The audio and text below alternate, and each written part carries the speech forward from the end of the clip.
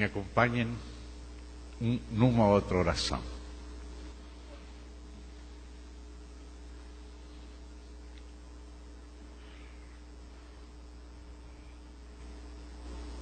Querido Deus e Pai, agradecemos ao Senhor porque o Senhor, no seu amor, tem preparado para nós. Pedimos a nosso Pai, em nome do Senhor Jesus Cristo, que o Senhor receba nosso ser por meio do sangue e do nome do Senhor Jesus. Que possamos, Senhor, estar aos teus pés, elevando nossos olhos e nosso coração só ao Senhor. Entregamos nas tuas mãos nossa fragilidade, nossa condição humana, as quais, pela tua graça, não serão problema, porque deixamos nas tuas mãos. Pai amado, em nome do Senhor Jesus Cristo, pedimos que teu Santo Espírito seja fazendo a obra em nossos corações, entendimentos e espíritos, que só Ele mesmo pode fazer. Pai, enquanto lemos a Tua Palavra, na Tua presença, enquanto a consideramos, rogamos ao Senhor que o mesmo Senhor seja fazendo sua própria obra. Nada podemos nós fazer, somente confiar e crer. Mas também, Senhor, pela Tua graça, receber. Nesta hora, Pai, nos dispomos na Tua presença, em nome do Senhor Jesus Cristo, para receber. Amém.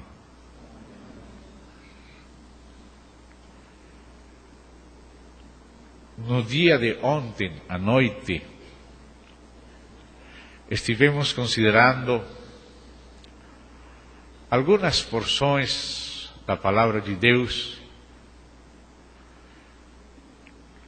vindo 3 espetáculos: a Trindade, obrigado, a encarnação e a vida e provas de nosso Senhor Jesus e a edificação da igreja. Estivemos vendo que a edificação da igreja é diante do Senhor um grande espetáculo, não que se vê por fora, porque os homens veem o que está por fora, mas Deus vê o que está por dentro. E o que Deus está fazendo é no interior de nosso ser, na parte mais íntima de nossa pessoa e da igreja. Então, hoje vamos dar uma pequena continuidade acerca deste assunto interior. Numa ocasião passada, estivemos considerando com os amados irmãos aqui em Goiânia acerca das medidas da casa de Deus. Não sei dos que estavam naqueles anos lá, quem lembra quando estivemos vendo o comprimento, a largura, a altura da casa? Viu que alguns lembram. Hoje vamos voltar àquele capítulo, mas não vamos ver a primeira parte, que foi aquela que estivemos vendo naquele ano. Agora vamos estar vendo a segunda parte. Então vamos abrir juntos, vamos a ir lendo juntos, no livro dos Reis, no capítulo 6, desde o verso 14. E naquela ocasião, vimos também o capítulo 6, mas desde o verso 1 até o 14. Hoje vamos estar vendo verso 14 até o verso 35, com a ajuda do Senhor. Vamos ver se vamos ter o tempo. Faltam somente 9 minutos para as 9. Vamos confiar no Senhor. Amém? Vamos nos dispor para que o Espírito possa fluir entre nós. Amém? Por que estamos considerando certos detalhes arquitetônicos? Será que Deus, com estas passagens, somente tinha um interesse arquitetônico? Será que quando Deus nos dá tantos detalhes da sua casa, Ele somente tem um interesse naquela antiga arquitetura fenícia? No tabernáculo podemos ver detalhes da arquitetura egípcia, e no templo podemos ver detalhes da arquitetura fenícia. Mas será que estas coisas que estão aqui na Bíblia estão somente para chamar a atenção estética, histórica dos homens?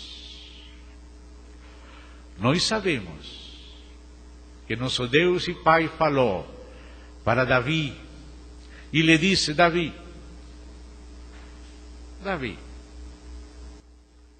você derramou muito sangue, você não me vai edificar casa, mas teu filho, que nascerá de ti, ele sim edificará casa.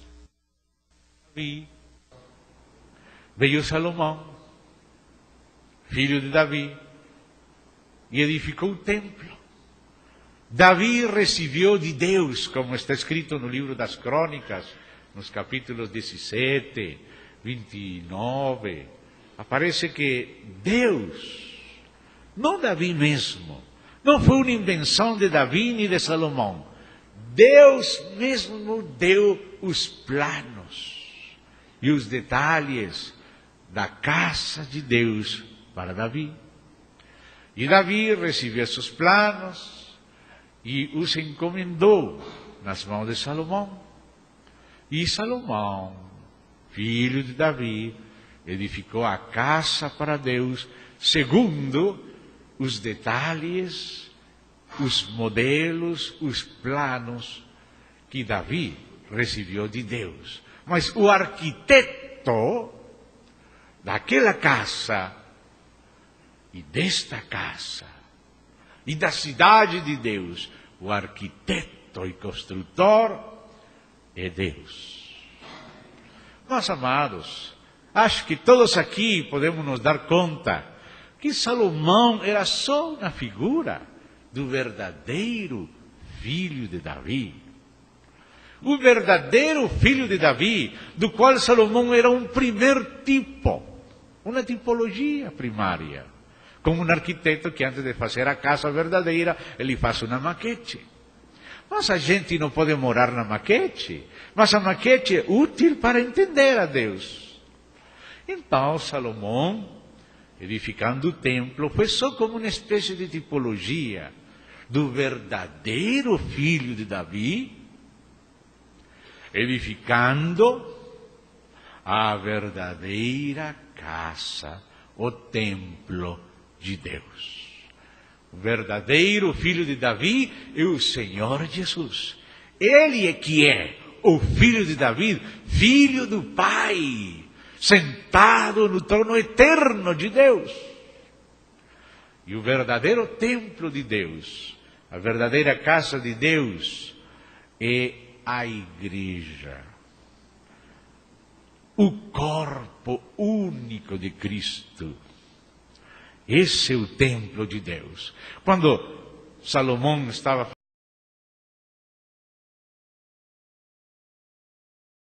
claro, ele falou: oh, meu Deus, o Senhor enche os céus e a terra, que casa nós vamos edificar para o Senhor? O Senhor não mora em templos feitos por mãos humanas. Mas Deus tinha falado que o filho de Davi edificaria a casa para Deus. Mas Deus não mora em templos feitos por mãos humanas. Salomão edificou o templo, mas a edificação do templo por o filho de Davi, Salomão, era uma figura, uma tipologia da edificação do corpo de Cristo, pelo verdadeiro Filho de Davi, que é nosso Senhor Jesus. Então, amados, quando nos lemos aqui, não estamos lendo somente detalhes de arquitetura fenícia antiga. Nosso interesse não é arqueológico.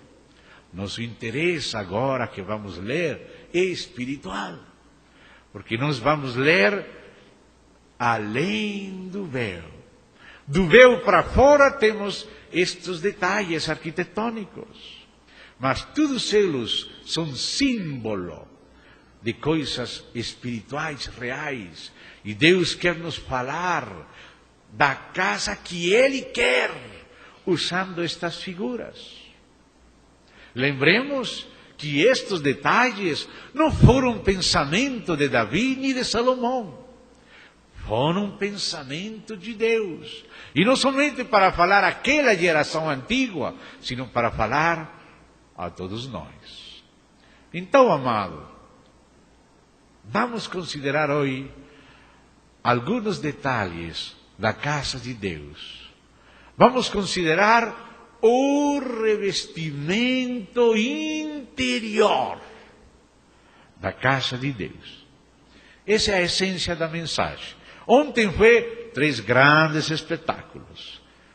E por causa do último, hoje vamos ver o revestimento interior da casa de Deus. E vamos começar a ler desde o verso 14, do primeiro livro dos Reis, capítulo 6, verso 14. O verso 14 diz como foi terminada os detalhes estruturais principais da casa. Aquela casa que tinha 60 côvados de comprimento, 20 de largura, 30 de altura, que tinha umas câmaras laterais, umas escadas, etc., que já consideramos aqui. E se alguns irmãos não estavam naquele tempo, acho que algum dos irmãos pode ter a gravação. Se alguém tem interesse, pode voltar aqui. Mas agora vamos a começar onde paramos naquela ocasião. Capítulo 6, verso 14. Primeiro dos Reis. Assim, edificou Salomão a casa e arrematou.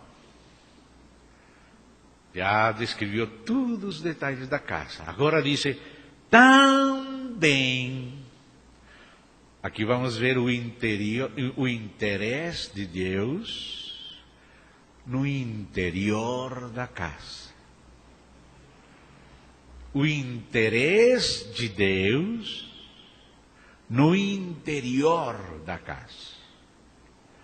Nós, os homens, que estamos acostumados à hipocrisia, às aparências, nós temos interesse de aparentar, de lucir, de mostrar por fora, porque o homem vê o que tem diante dos seus olhos, como quando Jessé, o pai de Davi, nem imaginou que seu último filho Davi, que estava lá com as ovelhas, poderia ser aquele que o profeta ia ungir.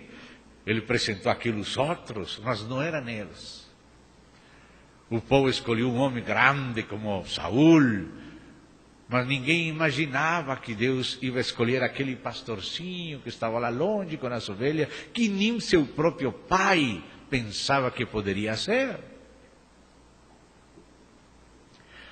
Deus olha para o interior. Também revestiu as paredes da casa por dentro, com tábuas de cedro, desde o soalho da casa até o teto, cobriu com madeira por dentro, e cobriu o piso da casa com tábuas de cipreste. Aqui aparece Deus fazendo um trabalho dentro da casa. Pelos versos anteriores, sabemos que aquela casa foi construída com pedras, e aquelas pedras eram preparadas nas pedreiras. E quando já aquelas pedras estavam preparadas nas pedreiras, eram trazidas ao lugar e eram encaixadas uma com outra, e não era necessário, não era preciso ouvir martelo, serrote, porque já cada pedra tinha sido preparada longe. Isso quer dizer que na edificação da casa de Deus, Deus trabalha com pessoas que Ele vem trabalhando com elas desde tempo atrás, em outras situações. Às vezes, nossa vida familiar, a vida de nosso trabalho, até a vida denominacional, são pedreiras nas quais as pedras estão sendo tratadas. Lá nas pedreiras, você escuta martelo, lá você escuta serrote, barulho, mas Deus não quer escutar essa classe de barulho na casa. Quando já as pedras foram preparadas longe, chega um momento de Deus de juntar essas pessoas. E quando Deus junta seus filhos que têm sido preparados, eles se encaixam um com o outro, sem barulho. Isso é muito bonito. Mas ainda não é tudo trabalho. Essas pedras, Deus determinou que não fossem vistas. Você que acha disso? Nós queremos ser vistos, né? Nós queremos aparecer. Cada um de nós quer ter um grande nome, ser reconhecido, ser alabado. Mas Deus determinou que na casa dele as pedras ficassem escondidas, detrás do cedro, detrás da cruz, não aparecendo. Deus está dentro da casa e quando Ele olha para as paredes, o eu de ninguém se vê, só se vê Cristo. Tábuas de madeira que depois também cobre de ouro, porque Cristo é Deus e homem, enquanto Deus é ouro, enquanto o homem é madeira. A casa de Deus tem madeira de cedro e de cipreste. As diferentes classes de madeiras que aparecem na casa de Deus, porque vamos ver madeira de olivo, madeira de cedro e madeira de cipreste, todas elas falam de distintos aspectos de Cristo, da cruz de Cristo, da obra de Cristo. Por exemplo, deixe marcado aqui comigo no capítulo 6, estamos no verso 15, e olhemos um momentinho aí no livro do Cântico dos Cânticos, antes de Isaías, após Eclesiastes. Livro Cântico dos Cânticos. Vamos ver uma expressão em que a amada está falando. E ela disse da seguinte maneira no capítulo 1, Cântico dos Cânticos, capítulo 1, verso 16 e 17. A esposa fala e diz: como és formoso, amado meu, como és amável. O nosso leito é de viçosas folhas, as traves da nossa casa são de cedro, e os seus caibros de cipreste. Você pode perceber aqui que o cedro é forte, as vigas. Então fala da firmeza. Mas também no cipreste você tem que trabalhar, você tem que talhar. Vamos ver que Deus quer certas figuras labradas no interior da casa. E por isso o cipreste fala também da maleabilidade. Deus trabalha no olivo, no cedro e no cipreste.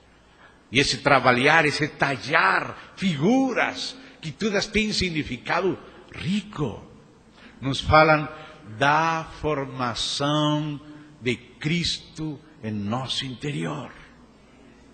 Como Cristo tem que se formar em nosso interior, Deus está simbolizando isto com o revestimento interior da casa de Deus. Mas, amados, quando estamos lendo os detalhes deste revestimento, não estamos lendo só arte antigo. Estamos lendo o que Deus está fazendo em nosso espírito e em nossa alma.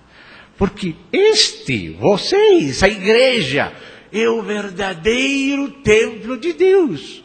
Nós somos a casa de Deus. Assim como a casa de Deus tinha um lugar santíssimo, um lugar santo e um átrio, assim nós, os irmãos, os filhos de Deus, que formamos a casa de Deus, nós temos também um lugar santíssimo, que é o nosso espírito, o homem interior. Temos um lugar santo, que é a nossa alma, e temos um átrio, que é o nosso corpo. Nosso corpo é o átrio da casa de Deus. Nossa alma é o lugar santo da casa de Deus. E nosso espírito é o lugar santíssimo da casa de Deus. E Deus começa a descrever o interior da casa, o revestimento interior. E começa falando que o primeiro que faz é esconder as pedras. Ficar cada pedra escondida detrás do cedro. Isso quer dizer que nosso eu não tem que aparecer. Temos que ficar escondidos detrás da cruz. Vocês lembram do apóstolo João? Quando você vê a história do Evangelho como conta João, ele fala que Andrés e um outro discípulo foram e viram a Jesus. E ele fala Andrés e um outro, sabe quem era esse outro discípulo? O próprio João. Mas ele não fala Andrés e eu, não. Andrés e outro discípulo. E aquele discípulo a quem amava Jesus era ele, mas ele se escondia. Você vê, não estava aí, este sou eu, não, estava se escondido. Assim era. Quando você lê a história do chamamento dos discípulos, você vê Mateus, Marcos, Lucas, aí aparece que o Senhor chamou primeiro a Andrés com Simone, a Tiago e a João, que eram irmãos, depois chamou a Felipe, que era o quinto, a Natanael, que era o sexto, depois chamou a Mateus, que era o sétimo, e depois Tomás, e assim. Isso contam os sinópticos. Mas quando você lê a João começa o chamamento de Andrés, dá um nome próprio a Andrés, e aquele outro fica escondido, aquele outro era ele mesmo.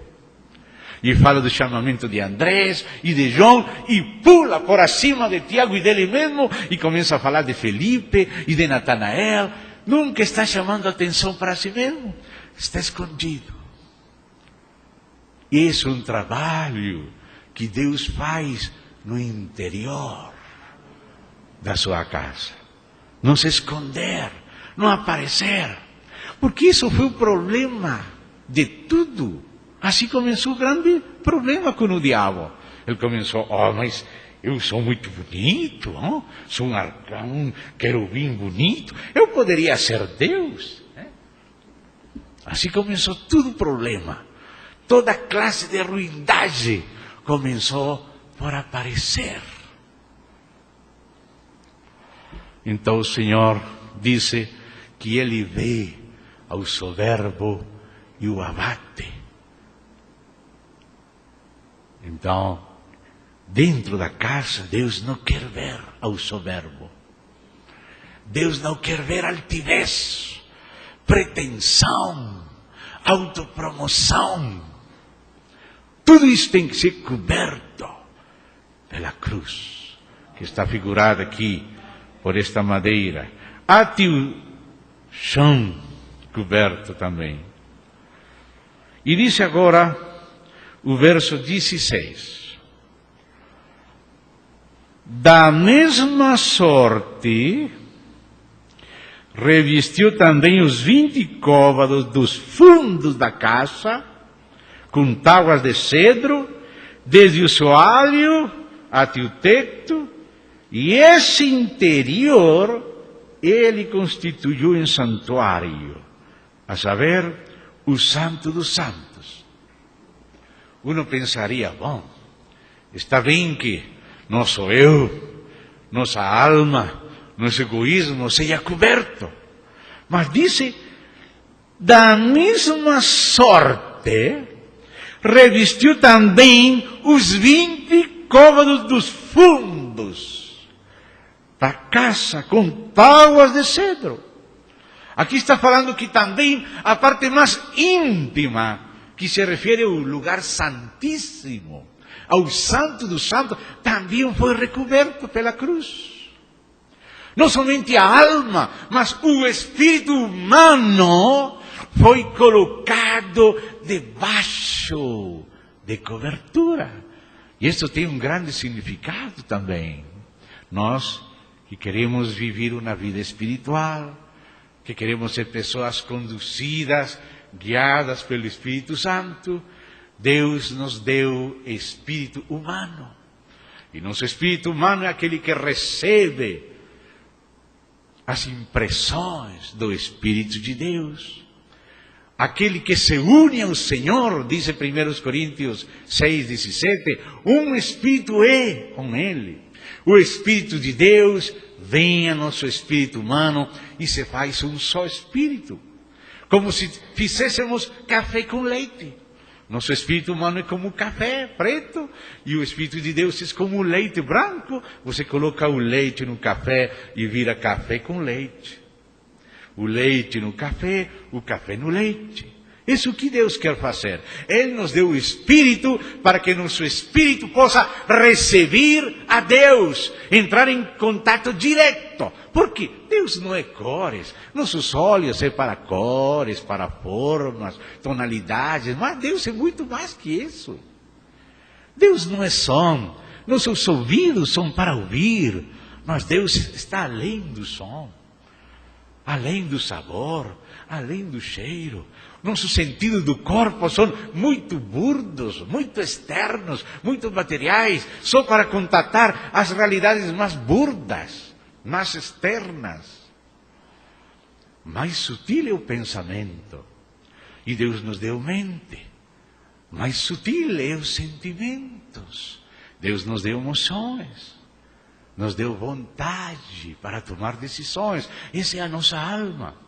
Esse é o lugar santo da casa de Deus, a sede de nossos pensamentos, sentimentos e emoções. Esse é você, essa é a sua alma, a sua psique, a sua personalidade. Ou que você que está pensando, aquele que pensa, que sente, que decide, que quer, que não quer, que gosta, que não gosta.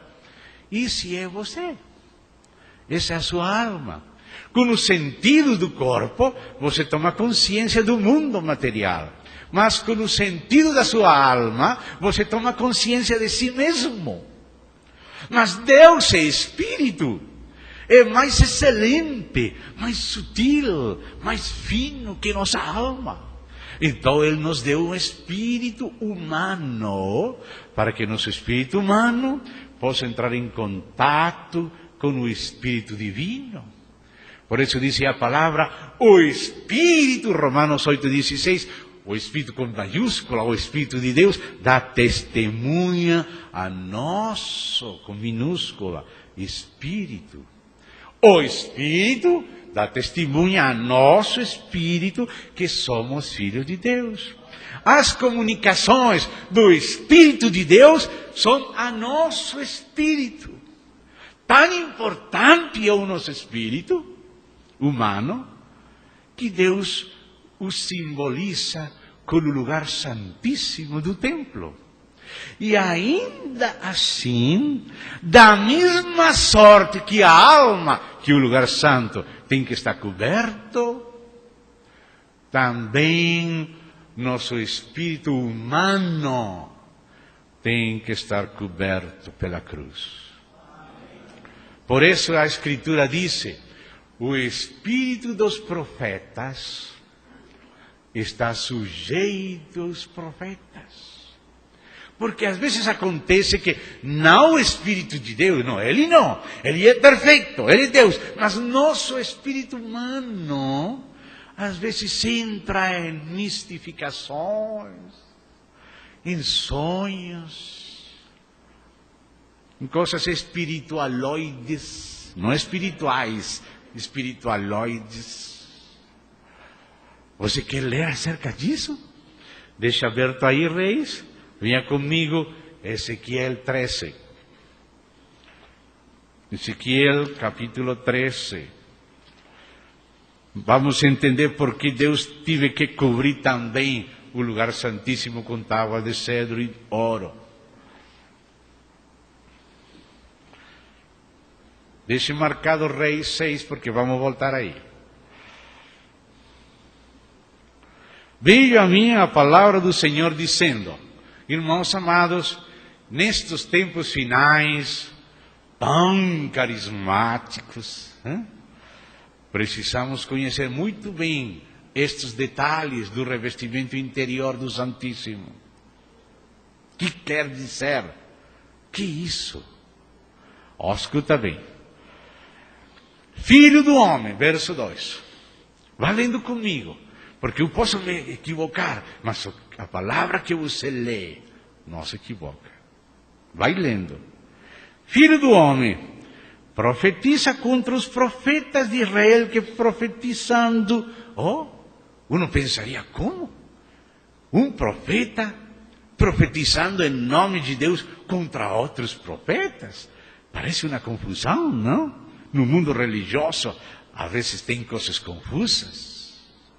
Mas nós precisamos saber nos conduzir no meio dessas confusões do mundo religioso, até de experiências místicas. Precisamos saber discernir o que é o que não é.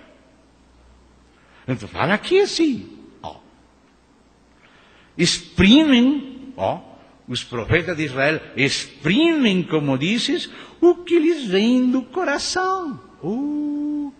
Olha que às vezes acontecem esses fenômenos no meio pentecostal, neopentecostal, carismático, neocarismático. Tem gente que gosta muito de sentir. Alguns, principalmente os batistas, presbiterianos, gostam de saber. Mas os pentecostais, os carismáticos gostam de sentir. Tem que sentir alguma coisa. Vamos usar a bateria mais forte, o violão, vamos colocar para sentir. Nos reunimos para sentir. Ontem aquele cântico tão lindo me fez sentir também. Vamos cantar de novo esse cântico para sentir. Amado, nunca o incenso tem que ser feito para o homem cheirar. O incenso tem que ser feito só para que Deus cheire. Nós não temos que estar buscando sentir ou saber, nós somente temos que crer. O que Deus diz, nós ouvimos e cremos. Se Ele quer nos dar sentimentos, amém.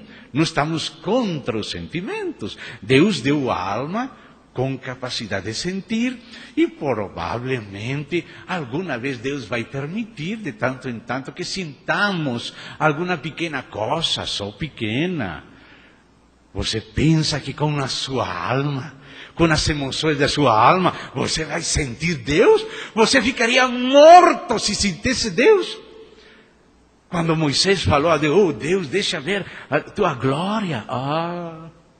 Moisés, você não sabe o que está falando? Não me verá homem viverá, nem ver, quanto menos sentir. Muitos irmãos têm tido experiência que tem que falar: Senhor, para que eu vou explodir. Não estamos agora neste corpo mortal para sentir a Deus. Precisamos de um corpo ressurreto.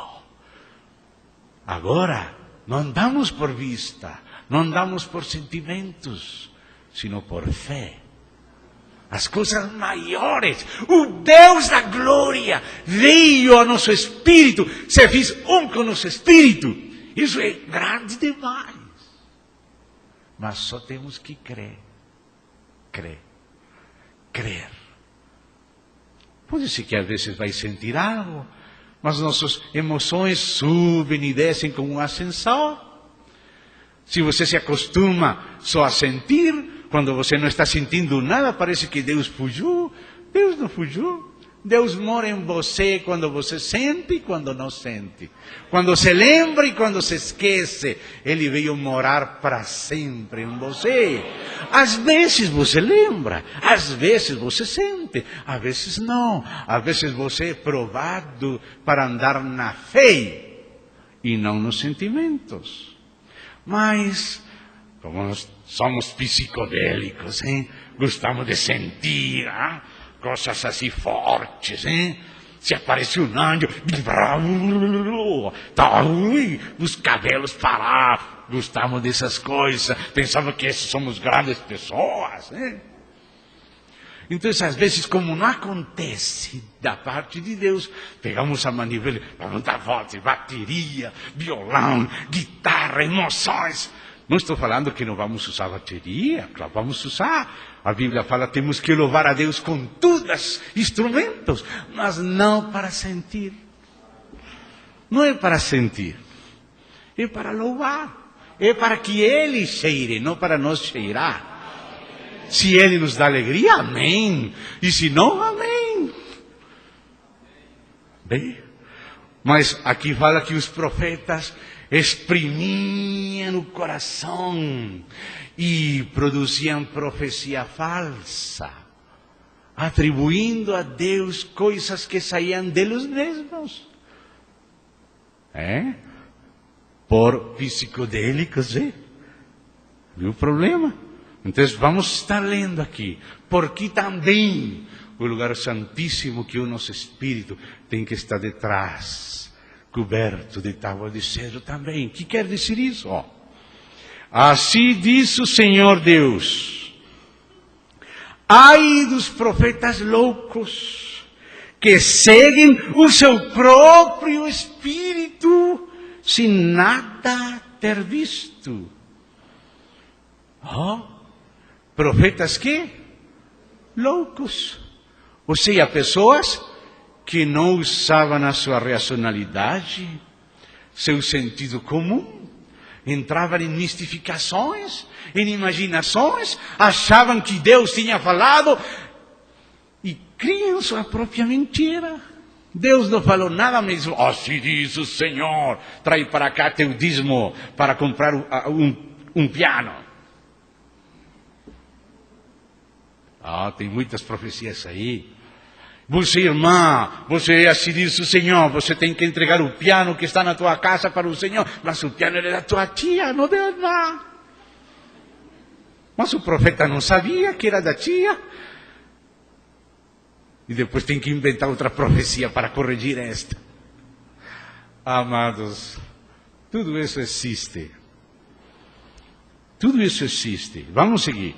Profetas loucos, ou seja, insensatos, ou seja, que não usam seu sentido comum, sua razão. Mas que diz a palavra? Os espíritos dos profetas, não o Espírito Santo, não, o Espírito nosso, os espíritos dos profetas estão sujeitos aos profetas. Ou seja, se entre nós o Espírito quer falar, pode falar, sim. Os profetas falam, 2 ou 3. E os demais que engolham tudo? Não. Os demais julguem. Julguem as coisas espirituais têm que ser julgadas pela igreja. Mas a igreja não usa seu sentido e engole tudo. E o diabo se disfarça de Deus. Oh, meu filho, vem falando com aquela coisinha lá, mas tem a serpente de trás, escondida. E os irmãos querem a mentira, não provam, não examinam. Mas o Espírito Santo manda examinar tudo, comprovar qual seja a boa vontade de Deus. Provai os espíritos, se são ou não de Deus, porque muitos falsos profetas têm saído pelo mundo.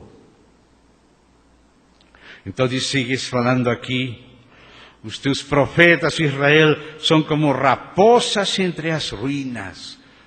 As raposas são astutas. Gente que usa da astúcia. A ver se pode enganar aqui, roubar aqui, preparar isso aqui. Astúcia humana.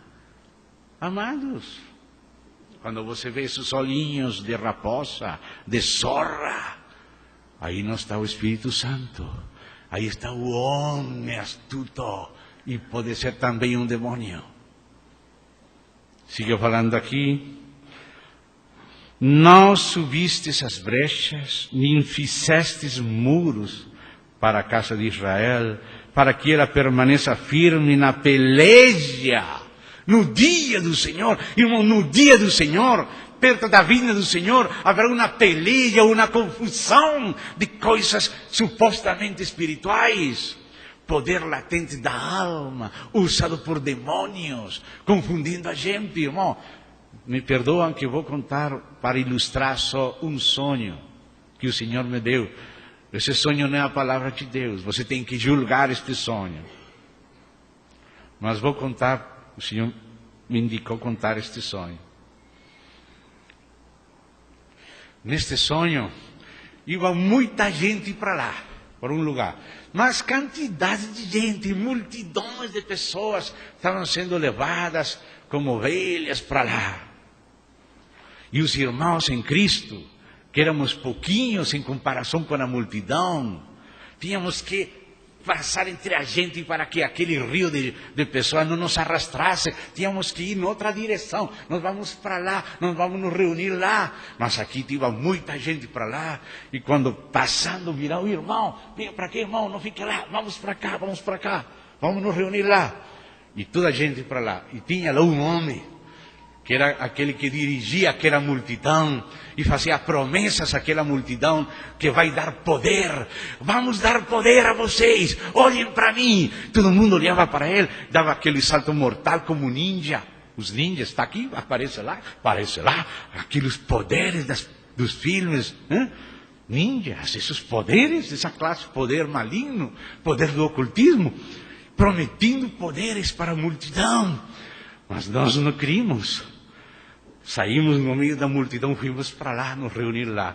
Quando esse homem, esse falso profeta, viu que nós, os cristãos, não queríamos confiar nele, que tínhamos descoberto que isso era falso, e fomos para lá, ele veio assim, veio correndo lá, veio nos enfrentar. E falou assim, com soberba, fazendo 666. 666. Assim, falou. Vamos nos medir as forças. Aí está vindo Satanás. E mostrou, e olhei, e aí vinha Satanás. Bem vestido, bem arrumado, tudo com aquele tapete. Vinha assim, olhando. Olhou para nós assim, seguiu. Que sonho horrível. Prometendo poderes para eles. E nós que não crimos, foi enfrentar a nós, desafiadoramente, dizendo que nos vamos medir as forças. E agora já falou que os poderes dele eram de Satanás mesmo. Não falou para a multidão, mas para os poucos crentes que escapamos, veio nos desafiar na cara. Ou seja que no mundo vai haver muitos poderes. Tem gente que gosta dos poderes, do ocultismo, todas essas coisas. Eles falam que funciona. Aquilo caiu, sucedeu, apareceu. Tudo cheio de milagres. Isso que a gente gosta. Mas o Senhor está falando que não todas as coisas espirituais são de Deus. Todas as coisas de Deus são espirituais, porque Deus é Espírito. Mas não todas as coisas espirituais são de Deus, porque também tem outros espíritos que fazem coisas espirituais, mas que não são de Deus. Milagros enganosos. Coisas que a gente pensa que se é espetacular, assombroso, já pensa que é de Deus, e não é. Então, por isso estamos lendo aqui, em Ezequiel 13, diz que tudo aquilo que os profetas falsos, aquela parede que eles com essas coisas estavam edificando, isso não vai durar no dia da peleja, no fim. Precisamos de algo mais forte, mais seguro. E sigue falando aqui, verso 6, não fala que não tiveram visões, não fala que não tiveram. Tiveram visões, mas falsas. Não é suficiente ter visões. Tem que ser verdadeiras. Não estamos negando que pessoas tenham visões. Nosso interesse não é se têm visões. Nosso interesse é, e essas visões, de onde vêm? Quem deu essas visões? São de Deus ou não? Tiveram visões, mas falsas. E a adivinação mentirosa. Os que dizem, o Senhor disse, quando o Senhor os não enviou. E esperam o cumprimento da palavra. Estão tão enganados que creem suas próprias mentiras. E esperam que Deus vai cumprir o que eles falaram em nome de Deus, ainda que Deus não falou nada. Mas eles exprimiram seus corações, eles deram manivela e produziram coisas falsas, experiências falsas. Não tivestes visões falsas e não falastes adivinação mentirosa quando dissestes, o Senhor diz, sendo que eu tal não falei.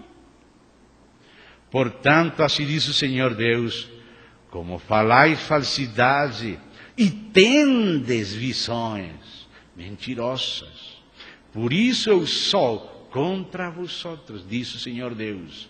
Minha mão será contra os profetas que têm visões falsas e que adivinam mentiras. Não estarão no conselho do meu povo, não serão inscritos nos registros da casa de Israel, nem entrarão na terra de Israel. Sabereis que eu sou o Senhor Deus, visto que andam enganando, sim, enganando o meu povo, dizendo paz, quando não há paz. E quando se edifica uma parede e os profetas acaiam, dizem os que acaiam que ela ruirá, haverá chuva de inundar, vós, ó pedra da saraivada, caireis, e tu, vento tempestuoso, romperás. Ora, eis que quando caindo a parede, não vos dirão, onde está a cal com que a caiastes?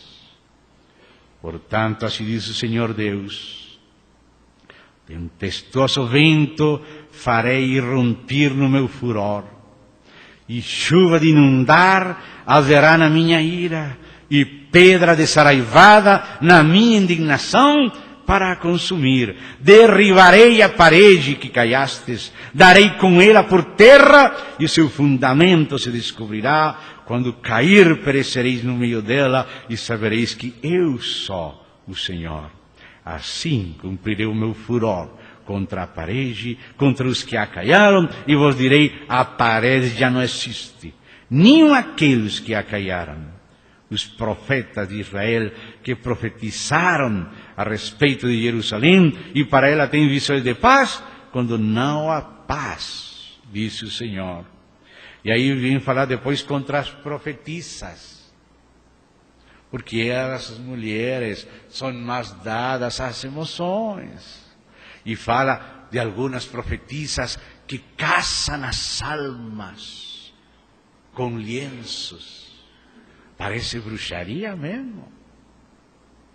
Fazendo coisas, passes mágicos. Vai virando moda. Por isso o Senhor disse, não li Jeremias 23, mas vocês podem terminar de ler Ezequiel 13 e podem ler depois na sua casa Jeremias 23. Por isso voltamos aqui a Reis. Da mesma sorte, assim como cobriu a alma, também submeteu o espírito.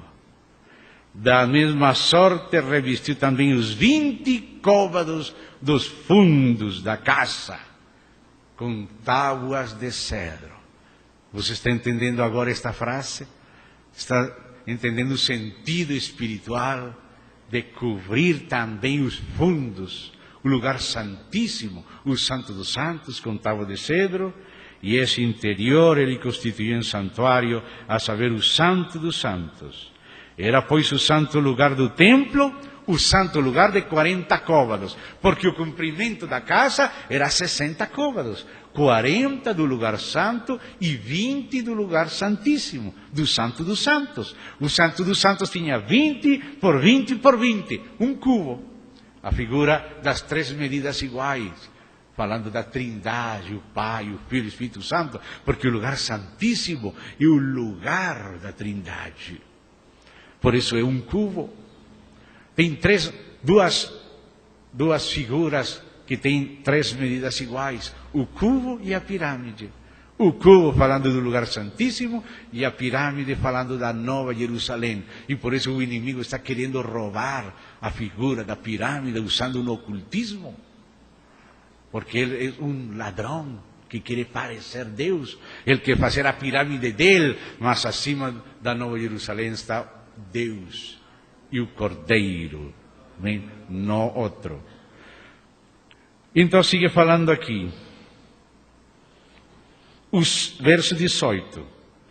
O cedro da casa por dentro era lavrado de colossíntidas e flores abertas. Tudo era cedro, pedra nenhuma se via. E no mais interior da casa preparou o Santo dos Santos para nele colocar a arca da aliança do Senhor. Vamos nos deter aqui. Deus escolheu no interior da casa que aparecesse em primeiro lugar colossíntidas. Você que acha? Depois que apareçam flores abertas. Em outros versos vamos encontrar que ele quer que apareçam palmeiras, que apareçam querubins. Deus, quando está dentro da casa, Ele quer encontrar na casa por dentro colossíntidas, flores, palmeiras, querubins. O tempo vai dar só para as colossíntidas. Amanhã, se Deus quiser, continuamos. Vocês sabem o que são as colossíntidas? As colossíntidas são plantas, são do reino vegetal. São aquelas plantas que produzem folhas e flores, e aquela flor produz uma cabaça, ou como uma abóbora, ou como um pepino. Essas são as colossíntidas. Vocês têm comido cabaça aqui? Ou abóbora? Existe essa palavra cabaça? Isso é a colossíntida mais colossíntida de todas. Existem os cítricos. Cítricos são laranja, um cítrico, limão, outro cítrico, tangerina, outro cítrico, tem outros cítricos. Isso é cítricos. Mas há uma espécie que Deus gosta. Deus quer ver essa espécie florescendo por dentro da sua casa. Ele falou que toda casa tem que estar cheia de colossíntidas. E as colossíntidas são as cabaças, como aquelas espécies de abóboras. O que quer dizer isso? Porque Deus gosta. Muita gente não gosta. Um irmão falou: irmão, eu nunca queria comer cabaças, nunca. Sempre tirei elas no lixo. E Deus me corrigiu e tive que passar 3 anos da minha vida comendo só cabaças. Por favor, você não vai fazer a mesma coisa? Deus gosta das colossíntidas. Mas vamos a entender por que Deus quer colossíntidas no interior da casa. O que está falando Deus para nós? O que quer Ele encontrar dentro de nós? Que está representado nestas colossíntidas? Você lembra de uma vez quando o profeta Jonas, o Senhor enviou ele para pregar o Evangelho não a Jerusalém, a Nínive, não aos judeus, seu povo, aqueles ímpios assírios. Jonas não queria pregar. Se fosse pregar em Jerusalém, mas pregar lá em Nínive, na Síria, no Iraque de hoje.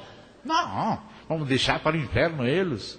Vou embora, vou para Tarsis, vou para a Espanha. Fugiu para a Espanha, Tarsis.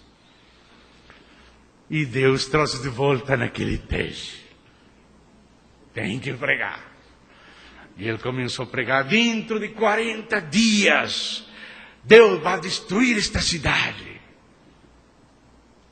Mas o que aconteceu com os ninivitas? Eles creram, se arrependeram, se humilharam, se colocaram no chão, no pó, se vestiram de silício, até os animais jejuaram com eles. E Deus então perdoou a cidade. Por quê? Porque eles se arrependeram, se humilharam. Então Jonas, por isso eu não queria vir. Agora vão dizer que sou falso profeta. Falei que em 40 dias vai destruir. Já para 49 dias não destruiu. Claro, se tinham arrependido, foram perdoados. Então ficou enojado lá. E fazia aquele sol, e ele naquele monte, molesto. E aquele sol, e Deus fez aparecer uma colossíntida. Apareceu aquela colossíntida acima. Ficou na sombra da colossíntida, ficou feliz pela colossíntida. Agora se sentia mais cômodo.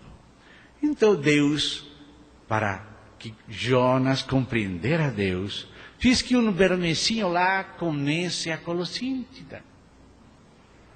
E então se secou rápido. E Jonas se puso triste e ficou: que tristeza. Eu estava na sombra daquela colossíntida e agora neste sol.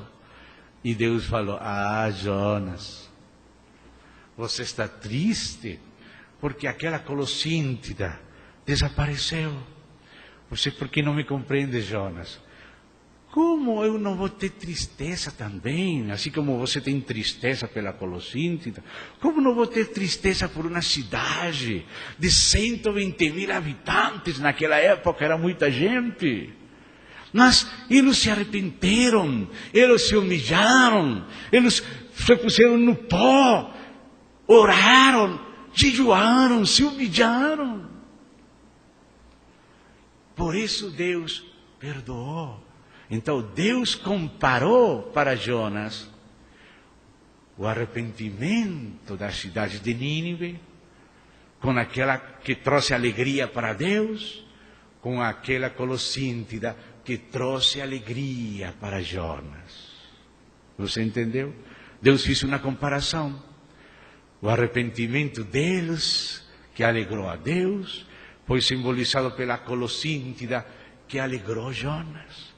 Mas Jonas ficou triste sem a colossíntida, e por isso Deus explicou: Jonas, como vou destruir Nínive? Vou ficar triste também, mas se arrependeram.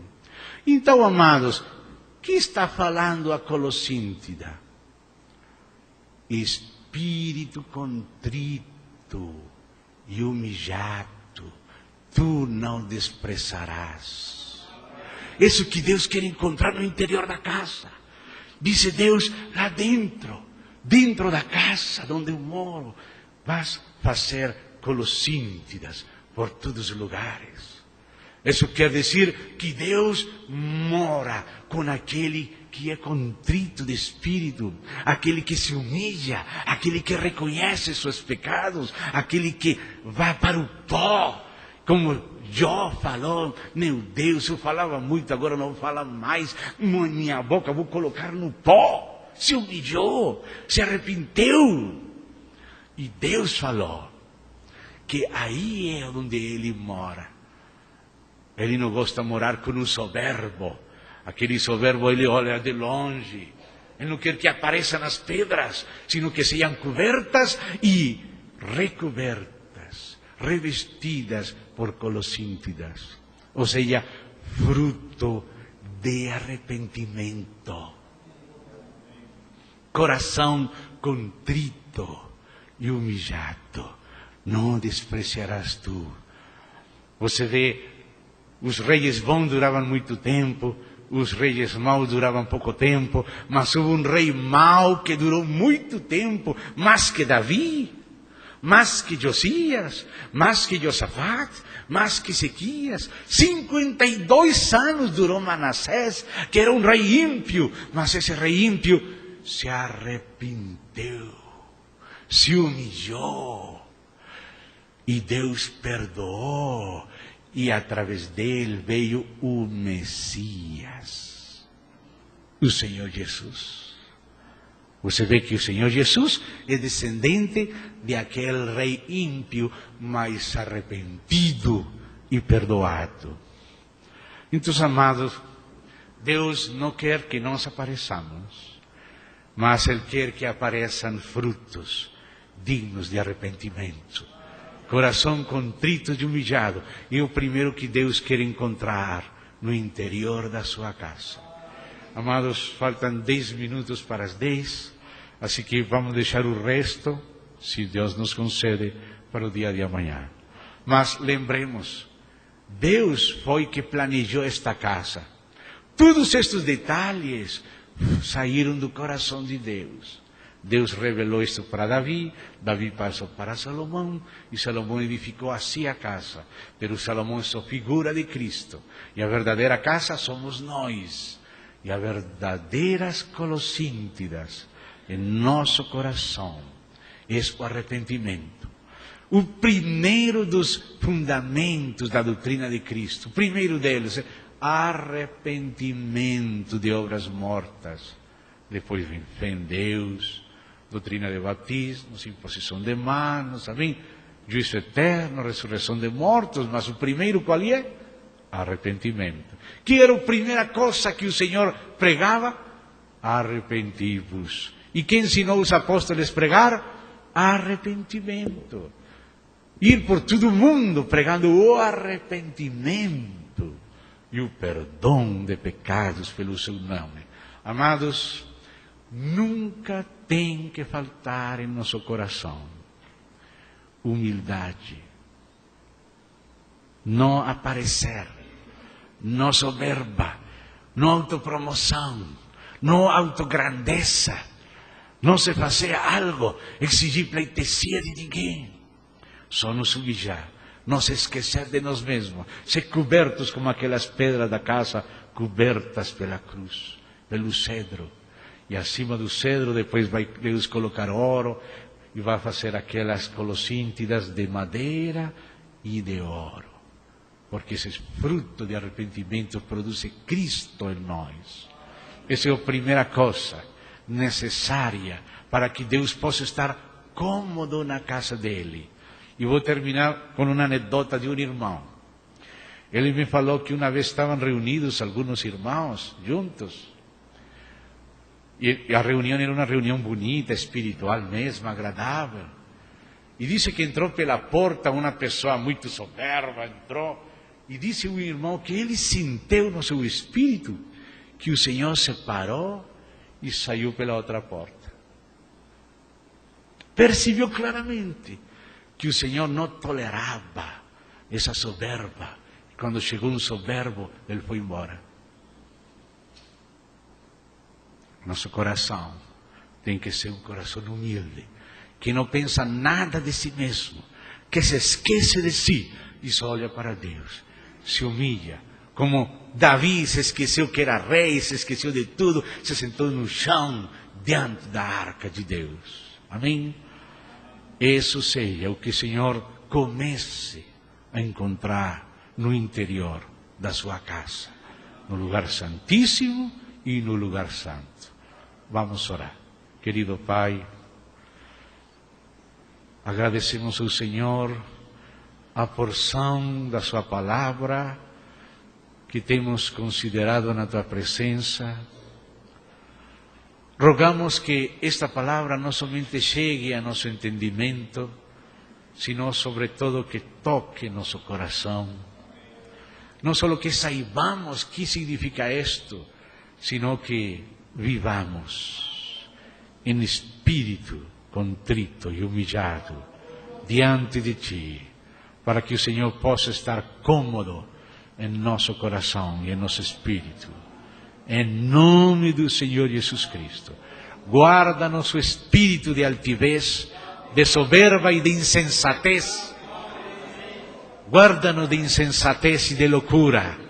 Concede-nos cordura e humildade na Tua presença. Em nome do Senhor Jesus. Amém e amém. Muito obrigado.